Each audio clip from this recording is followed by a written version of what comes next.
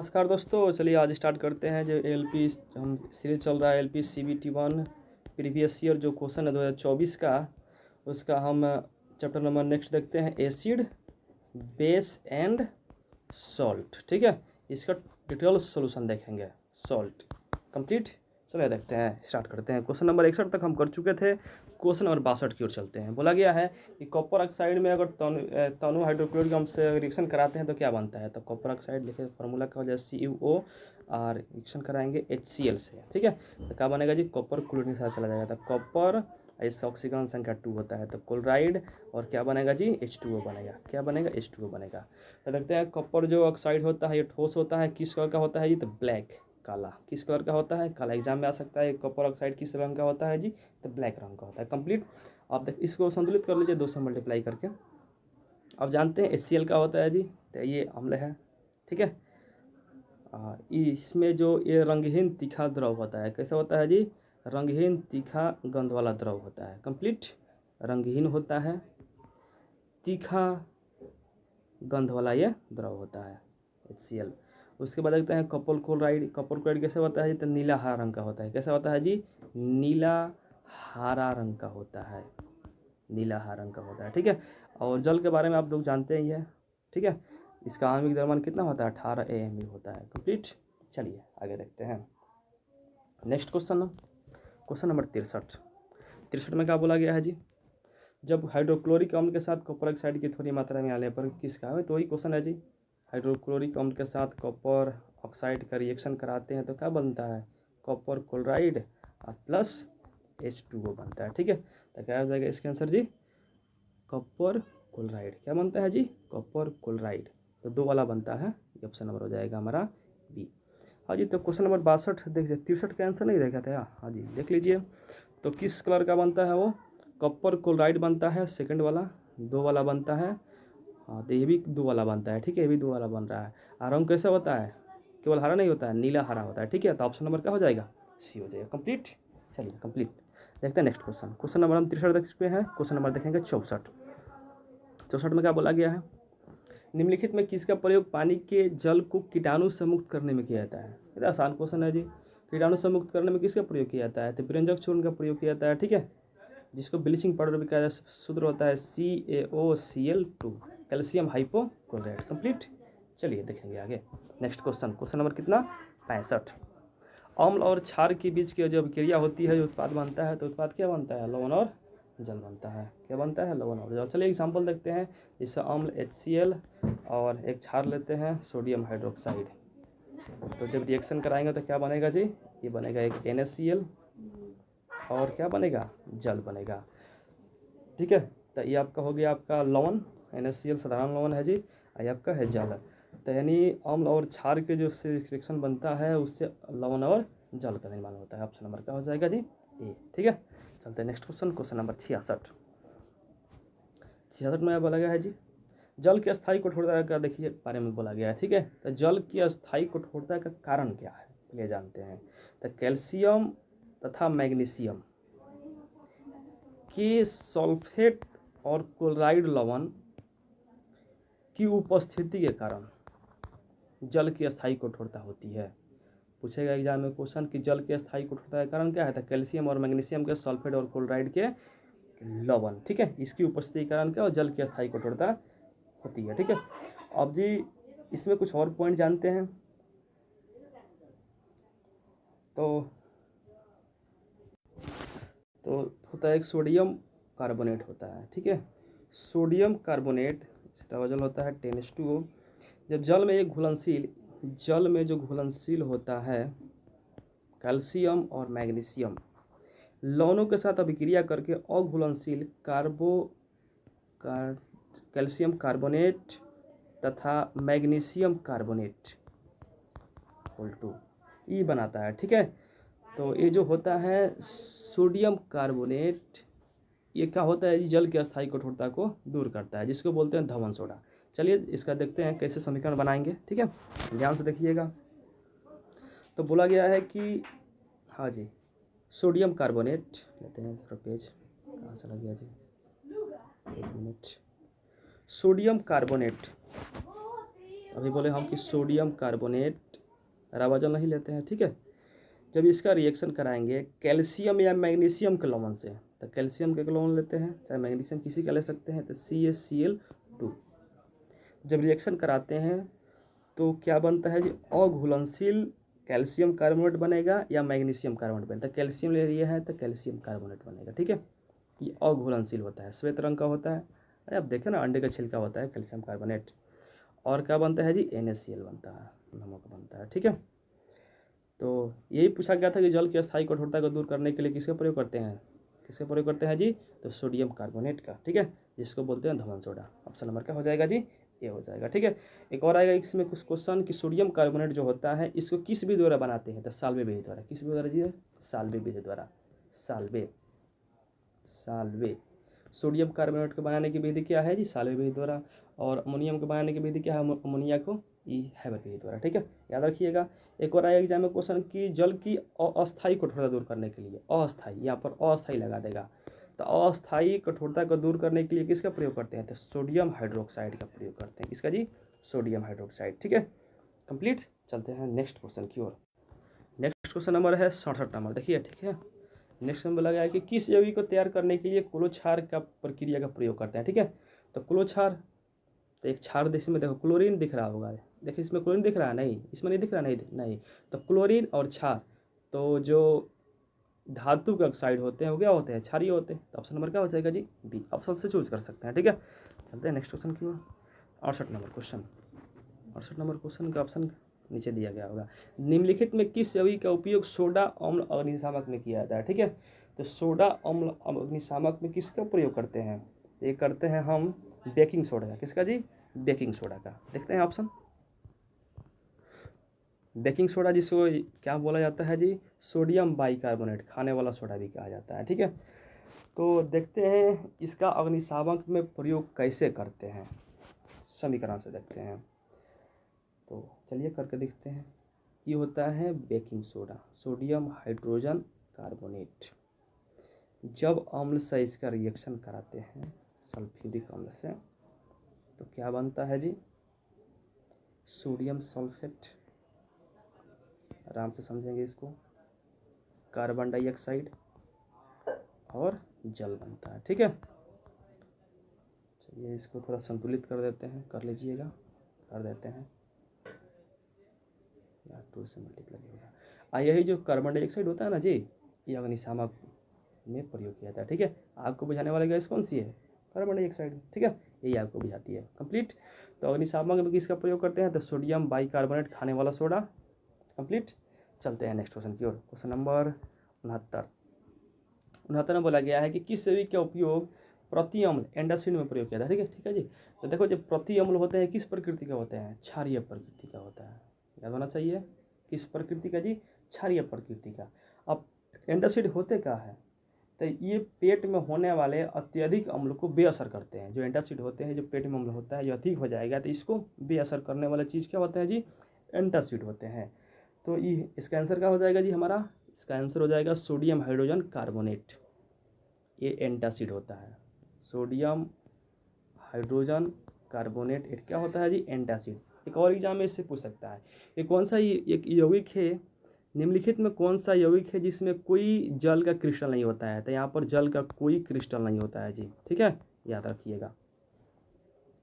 कहा जी इसका समीकरण बना कर दिखा दे, चलो जी बना देते हैं समीकरण, देख लीजिए एक नज़र में समीकरण कैसे बनता है। थोड़ा लेते हैं पेज ऊपर, देखिए ये है बेकिंग सोडा,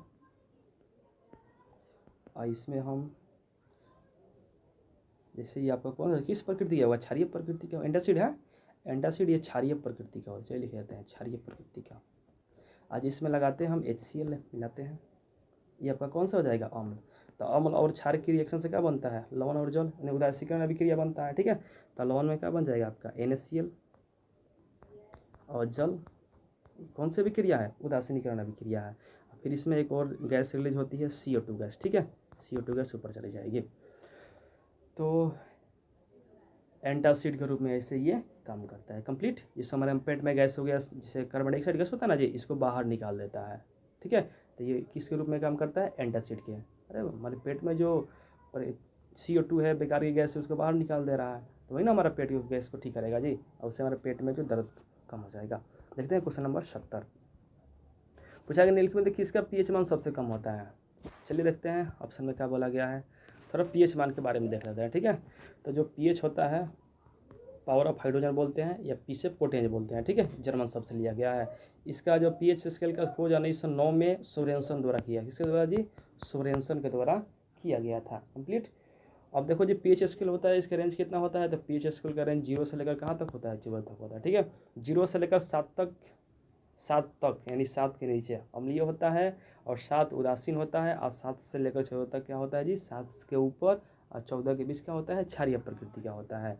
तो जैसे देखो 0, 1, 2, 3, 4, 5, 6 इस तरह से। तो जैसे जैसे 0 से आप 6 तक जाइएगा, अम्लीयता क्या होगी, घटेगी। तो सबसे अधिक अम्लीय कौन सा होता है, 0 वाला, उसके बाद 1 वाला, उसके बाद 2। जिसका pH मान 0 है वो सबसे अधिक अम्लीय होगा, ठीक है, इसे याद रखिएगा। तो जो 7 वाला होता है वो क्या होता है, उदासीन होता है, जैसे नमक, ठीक है, जो शुद्ध जल, इसका pH मान कितना होता है, 7 होता है।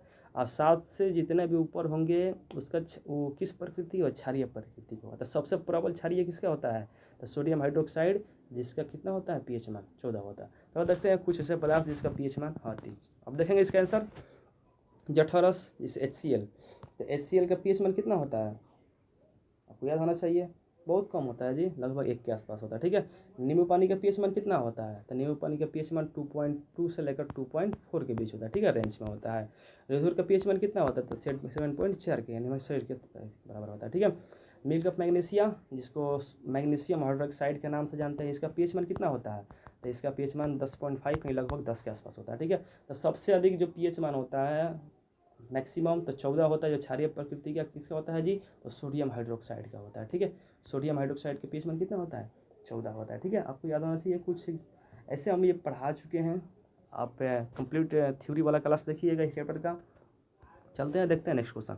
हाँ जी, तो पूछा गया कि इसका pH मान सबसे कम होता है, तो सबसे कम pH मान किसका हो जाएगा जी, जठरस का लगभग 1 के आसपास होता है, नींबू का 2 पॉइंट समथिंग के आसपास होता है, रुधिर का 7.4 के आसपास होता है, मिल्क ऑफ मैग्नीशिया कितना होता है जी, 10.5 के आसपास होता है। सबसे कम किसका हो जाएगा जी, जठरस का हो जाएगा, ठीक है, सबसे कम। देखते हैं नेक्स्ट क्वेश्चन। नेक्स्ट क्वेश्चन में क्या बोला गया है, सोडियम कार्बोनेट के बारे में कौन सा कथन गलत है, ठीक है। चलिए, फर्स्ट ऑप्शन है सोडियम कार्बोनेट का उपयोग ब्रेक्स जैसे सोडियम यौगिक के निर्माण में किया जाता है। हाँ, ये बात सही है जी। चलिए देखते हैं, सोडियम जो बोरेक्स होता है, इसका फॉर्मूला क्या होता है, तो बोरेक्स का फॉर्मूला क्या होता है, Na2B4O7, और जल के कितने अणु होते हैं, तो 10 अणु होते हैं, ठीक है। तो जो सोडियम का उपयोग कहाँ करते हैं, तो बोरेक्स में। देखो यहाँ पर बोरेक्स में सोडियम का उपयोग किया गया है जी, कंप्लीट। तो इसको किस नाम जानते हैं जी, sodium tetraborate decahydrate, sodium tetraborate और डेकाहाइड्रेट कहा जाता है, ठीक है। इसको सुहागा के नाम से भी जाना जाता है, ठीक है। चलो देखते हैं फिर नेक्स्ट नंबर ऑप्शन में क्या बोला गया है। नेक्स्ट ऑप्शन नंबर बी बोला गया कि सोडियम कार्बोनेट का उपयोग घरों में साफ सफाई के लिए प्रयोग करते हैं जी। हाँ, तो सोडियम कार्बोनेट भी साबुन होता है ना जी, साबुन, तो इसका उपयोग हम साफ सफाई में करते हैं, तो ये भी बात क्या है, सही है। देखते हैं next option number C, sodium carbonate का उपयोग पेट में अम्ल की अधिकता को उदासीन करने में करते हैं। नहीं जी, सोडियम बाइकार्बोनेट का प्रयोग करते हैं, तो ऑप्शन नंबर सी आंसर हो जाएगा, ठीक है। सोडियम बाइकार्बोनेट का उपयोग एंटासिड में करते हैं, सोडियम कार्बोनेट का नहीं, कंप्लीट। अरे साबुन वाबुन खा लीजिएगा तब तबीयत ना खराब हो जाएगा जी। चलिए देखते हैं क्वेश्चन नंबर नेक्स्ट, इसलिए ऑप्शन नंबर सी गलत हो जाएगा। ऑप्शन नंबर देखते क्वेश्चन नंबर 72 का बोला गया है जी, जब जल अम्ल को जल में मिलाते हैं तो क्या होता है, तो जल में मिलाएंगे तो उसकी जो सांद्रता होगी कम होगी, यानी पानी अधिक होगा। तो जब पानी अधिक होगा यानी वो ढीला हो जाएगा उसका द्रव, ठीक है, गाढ़ा नहीं होगा। तो हाइड्रोनियम आयन की सांद्रता में क्या होगी, कमी होगी, वृद्धि नहीं होगी जी, कमी होगी, ठीक है। तो ऑप्शन नंबर क्या हो जाएगा जी, बी। अरे अम्ल बोला गया है तो अम्ल में हाइड्रोनियम आयन आता है, ठीक है, हाइड्रोक्साइड आयन आएगा नहीं, तो सांद्रता में क्या होगी, कमी होगी, ऑप्शन नंबर हो जाएगा बी। देखते हैं नेक्स्ट क्वेश्चन, कंप्लीट। चलिए 73 देखिए, 73 में क्या बोला गया है, शुष्क बुझे हुए चूने पर क्लोरीन की प्रक्रिया से किसका निर्माण होता है। तो चलिए बनाते हैं समीकरण, शुष्क बुझे हुआ चूना, तो CaO शुष्क CaO होल 2 बुझा हुआ चूना है, क्लोरीन गैस से रिएक्शन कराते हैं तो क्या बनेगा जी, CaOCl2 और बनेगा जल। तो किसका निर्माण हुआ यहाँ पर, ब्लीचिंग पाउडर का, ठीक है, व्यंजक चूर्ण कंप्लीट। कुछ और जानते हैं, जिससे क्लोरीन गैस का रंग कैसा होता है जी, तो हरा रंग का होता है। कैसा होता है जी, हरा। क्लोरीन गैस का रंग कैसा होता है, हरा रंग का होता है। और जो ब्लीचिंग पाउडर है इसका यूज़ कहाँ करते हैं, तो जल को शुद्ध करने में करते हैं ब्लीचिंग पाउडर का उपयोग, कपड़े को ब्लीचिंग करने में करते हैं, कीटाणु नाशक के रूप में भी ब्लीचिंग पाउडर का उपयोग किया जाता है, ठीक है। नेक्स्ट क्वेश्चन की ओर बढ़ते हैं आगे। 74 नंबर, बहुत अच्छा क्वेश्चन है। बोला क्या है क्वेश्चन में, कौन सा कथन गलत है। अब जानते हैं जी अम्ल वर्षा, तो अम्ल वर्षा कितना होता है, अम्ल वर्षा अगर पीएच मान, बारिश का पीएच मान 5.6 से कम होगा, कम अधिक नहीं जी, कम, तो कौन सा हो जाएगी, अम्ल वर्षा हो जाएगा। तो ये अधिक बोल रहा है तो ऑप्शन नंबर ये गलत है जी, ये अधिक ना बोल रहा है तो कम होना चाहिए, ठीक है। चलिए आगे देखते हैं, वही से बात दिया गया है। अच्छा, मुंह का पीएच मान अगर 5.5 से, पीएच मान 5.5 से कम होता है तो दांत गिरने में शरण लग जाती है, ठीक है। ये भी सही है, ये भी सही है, ये भी सही है, लेकिन ये गलत है। क्योंकि 5.6 से अधिक दिया है, यहाँ पर कम होना चाहिए था। देखते हैं नेक्स्ट क्वेश्चन में क्या बोला गया है। कैल्शियम कार्बोनेट और जल बनाने के लिए कैल्शियम हाइड्रोक्साइड के माध्यम से कौन सी गैस प्रभावित होती है, ठीक है। क्वेश्चन नंबर 74 है, 75 है जी। तो कैल्शियम कार्बोनेट और जल बनाने के लिए, तो हमारा उत्पाद में क्या आएगा जी, कैल्शियम कार्बोनेट और क्या आएगा, जल। उत्पाद में बनाने के लिए कैल्शियम हाइड्रोक्साइड, तो CaOH होल 2 किसका यहाँ पर हम रिएक्शन कराएंगे, ठीक है, यही पूछा गया है। चलो देखते हैं, यहाँ पर कैल्शियम है तो यहाँ पर कैल्शियम आ गया। अब देखो यहाँ पर कार्बन आ रहा है, तो इसमें कार्बन तो कहीं दिख नहीं रहा है इसमें, तो कार्बन को यहाँ पर एक लेना पड़ेगा, कंप्लीट। उसके बाद ऑक्सीजन यहाँ पर 3 है, एक यहाँ पर है 4, ऑक्सीजन 4 है, यहाँ पर ऑक्सीजन कितना है जी, 2 से मल्टीप्लाई 2 है, 2 की कमी हो रही है तो 2 यहाँ पर दे देंगे। तो कौन सी गैस प्रभावित करनी पड़ेगी, तो CO2, वो तो आसान समझ लीजिए बात को, तो कार्बन डाइऑक्साइड, ठीक है। ऑप्शन नंबर क्या हो जाएगा, डी। नेक्स्ट क्वेश्चन की ओर बढ़ते हैं। क्वेश्चन नंबर 76, क्या बोला गया 76 में, कैल्शियम सल्फेट हेमीहाइड्रेट के निर्माण में किसका उपयोग किया जाता है, ठीक है। चलो जी एक समीकरण बनाते हैं। कैल्शियम सल्फेट 2H2O, जब इसका हम रिएक्शन कराते हैं 100 डिग्री सेल्सियस पे, 373 केल्विन भी बोला जाता है, ठीक है, 373 केल्विन, जब इसको हम गर्म करते हैं तो कैल्शियम सल्फेट हेमीहाइड्रेट बनता है, ठीक है। तो ये जो होता है कैल्शियम सल्फेट, ये क्या होता है, ये जिप्सम होता है, क्या होता है, जिप्सम। तो जिप्सम को जब 100 डिग्री सेल्सियस पे हीट करते हैं तो क्या POP प्लास्टर ऑफ पेरिस प्राप्त होता है, ठीक है। तो पूछा गया है जी, तो कैल्शियम सल्फेट हेमीहाइड्रेट निर्माण में किसका प्रयोग करते हैं, तो कैल्शियम सल्फेट का उपयोग किया, जिसको क्या बोलते हैं, जिप्सम बोलते हैं, 100 डिग्री सेल्सियस। ऑप्शन नंबर क्या हो जाएगा जी, C हो जाएगा। नेक्स्ट क्वेश्चन की ओर बढ़ते हैं। क्वेश्चन नंबर 77, जिप्सम को, अभी बोले जी, जिप्सम, इसको जब हम रिएक्शन करते हैं 373 केल्विन पे, तो क्या प्राप्त होता है, तो कैल्शियम सल्फेट हेमीहाइड्रेट, ये ऑप्शन नंबर C प्राप्त होता है, ठीक है। POP बोलते हैं इसको, कैल्शियम सल्फेट हेमीहाइड्रेट। तो क्या प्राप्त होता है, ये ऑप्शन नंबर हो जाएगा C। चलिए नेक्स्ट क्वेश्चन की ओर बढ़ते हैं। क्वेश्चन नंबर 78 में क्या बोला गया है जी, जब कार्बन डाइऑक्साइड कैल्शियम हाइड्रोक्साइड के साथ अभिक्रिया करता है, चलो जी, तो कार्बन डाइऑक्साइड कैल्शियम हाइड्रोक्साइड, तो कैल्शियम हाइड्रोक्साइड के साथ अभिक्रिया करता है तो किसका निर्माण करता है, यही पूछा गया जी 78 नंबर क्वेश्चन में। चलिए बनाते हैं इसका रिएक्शन। तो कैल्शियम कार्बोनेट और क्या बनाता है जी, जल बनाता है, ठीक है। कैल्शियम कार्बोनेट और जल बनाता है। देखते हैं ऑप्शन कहाँ बोला गया है जी, तो कैल्शियम कार्बोनेट ऑप्शन नंबर हो जाएगा C, ठीक है। श्वेत रंग का होता है। नेक्स्ट क्वेश्चन 79 नंबर क्वेश्चन, 79 में क्या बोला गया है, जब हाइड्रोक्लोरिक अम्ल जल के साथ अभिक्रिया करता है तो निम्नलिखित में से क्या प्राप्त होता है। चलिए बनाते हैं रिएक्शन। 79 नंबर क्वेश्चन, हाइड्रोक्लोरिक अम्ल रिएक्शन करता है किसके साथ, जल के साथ अभिक्रिया करता है, तो क्या बनाता है जी, हाइड्रोनियम आयन बनाता है और क्लोरीन आयन बनाता है। ठीक है, हाइड्रोनियम आयन और क्या बनाता है, तो क्लोरीन आयन दोनों बनाता है। तो कहाँ ऑप्शन दिया गया है, ऑप्शन नंबर डी में दिया गया है। ओके, चलते हैं आगे।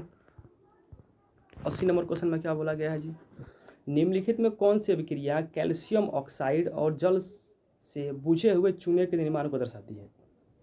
चलो, कैल्शियम ऑक्साइड और जल का रिएक्शन कराते हैं तो क्या बनता है जी, बुझा हुआ चूना बनता है, ये होता है बुझा हुआ चूना। तो दो यहाँ पर ए और बी मिलकर एक नया पदार्थ का निर्माण कर रहा है, एक ही कर रहा है, तो कौन सा हो जाएगा, संयोजन अभिक्रिया। कौन सा अभिक्रिया हो, संयोजन अभिक्रिया। ठीक है, अब 3 वाले क्लास में सब पढ़ चुके होंगे। बस इतना ही क्वेश्चन था। थैंक यू वेरी मच पूरा वीडियो देखने के लिए। आशा है कि आप लोगों की पढ़ाई अच्छी तरह से चल रही होगी। ठीक है, प्लीज़ वीडियो को शेयर कीजिए, लाइक कीजिए और कमेंट कीजिए, क्या हमारी वीडियो ठीक बन रही है, कमेंट कीजिएगा ज़रूर। ठीक है, ओके, नमस्कार।